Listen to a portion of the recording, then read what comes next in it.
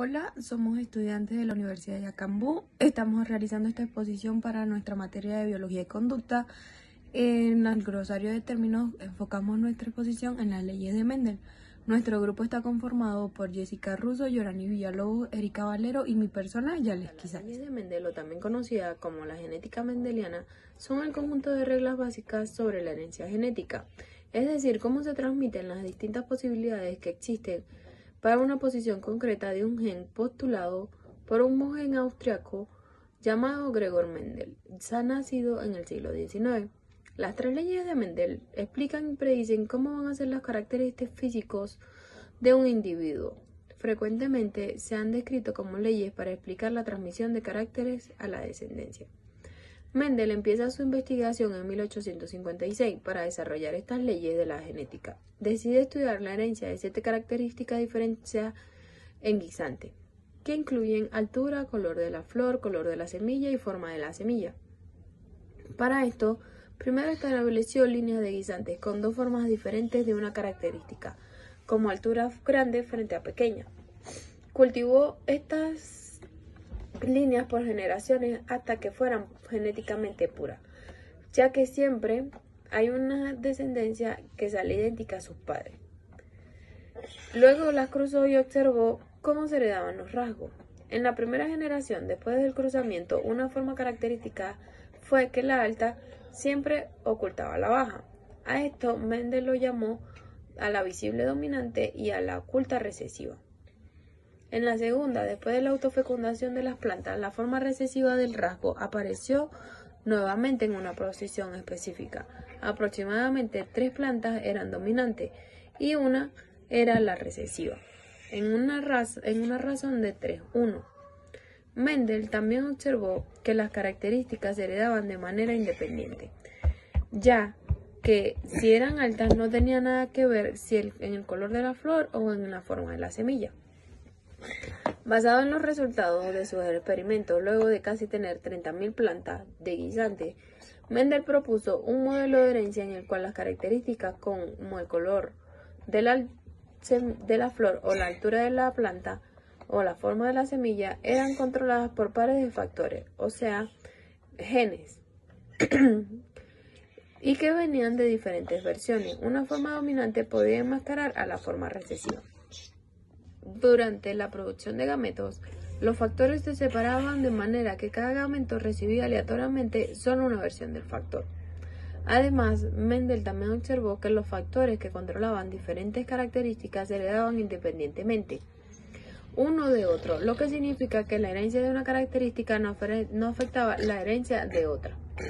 Estos descubrimientos sentaron las bases de la genética moderna y fueron presentados por Mendel en 1865, proponiendo un modelo que explicaba cómo se transmiten los rasgos de generación en generación. Muchas gracias. Gregor Mendel, un monje austriaco nacido el 20 de julio de 1822, es ampliamente reconocido como el padre de la genética moderna. A pesar de enfrentar adversidades económicas y familiares que obstaculizaron su educación temprana, Mendel se destacó en el campo científico tras su formación en física, matemática y ciencias naturales en la Universidad de Viena, en el monasterio agustino de Born. Mendel dedicó años a investigar la transmisión de rasgos hereditarios en plantas de guisantes, sentando las bases de las leyes de la herencia genética.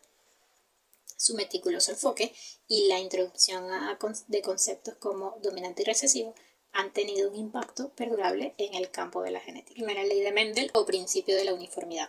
Establece que cuando se cruzan 2 individuos homocigotos para una característica diferente, los hijos, primera generación filial, serán heterocigotos para esa característica.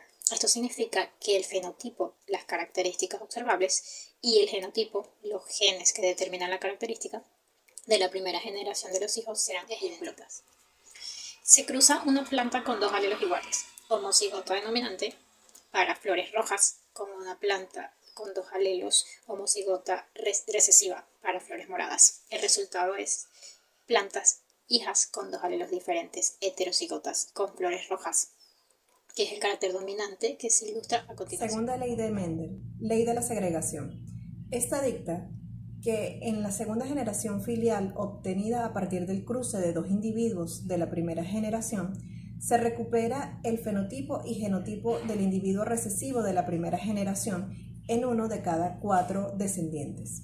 Esto es porque como cada individuo puede aportar 2 tipos de gametos, existe un número mayor de combinaciones posibles. Hablemos sobre la tercera ley de Mendel, también conocida como la ley de segregación independiente o la ley de distribución independiente, la cual establece que los factores hoy conocidos como genes que determinan diferentes características se separan de forma independiente el uno de los otros durante la formación de gametos. ¿Qué significa esto?